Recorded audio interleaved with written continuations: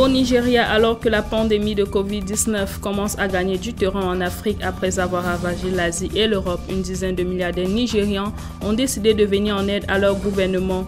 En effet, le ministre nigérian des Finances a relevé que cet argent, environ 60 millions d'euros, servira à la construction d'un hôpital de quarantaine à Lagos et à l'acquisition des appareils respiratoires de marque. Le Nigeria est l'un des pays africains à se passer généralement des aides internationales et de son piège de dette souveraine.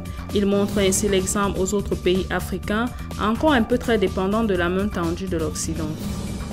En Éthiopie, la commission électorale éthiopienne a annoncé le report des élections générales prévues le 29 août en raison de la pandémie de Covid-19, élections dont la campagne devrait débuter le 28 mai et la publication des résultats le 8 septembre. Elle rappelle à cet effet qu'un nouveau calendrier sera fixé lorsque la pandémie sera terminée.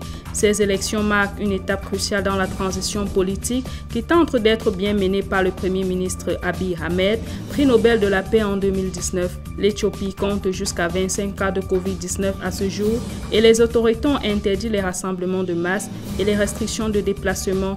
Bien que la pandémie n'épargne point d'autres pays africains, les Maliens par contre ont décidé d'aller aux urnes malgré la situation sanitaire.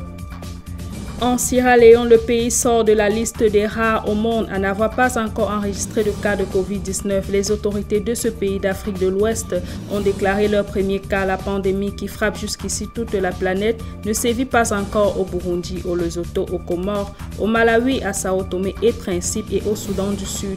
La Sierra Leone, nouvellement touchée, a interdit les événements sportifs, religieux et politiques, ainsi que les mariages et funérailles. Elle a aussi suspendu les vols internationaux et les activités commerciales. En Afrique, à l'instar des compagnies aériennes du monde entier, celles du continent africain souffrent de l'expansion du coronavirus et comme c'est le cas un peu partout ailleurs, seuls les vols cargo et militaires sont autorisés à fendre les cieux, l'aviation civile étant alors paralysée.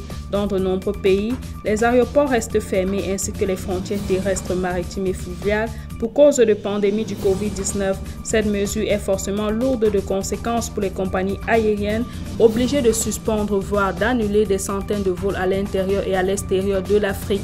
Si les compagnies aériennes africaines ne reçoivent pas de soutien, elles se retrouveront en situation d'insolvabilité d'ici fin juin.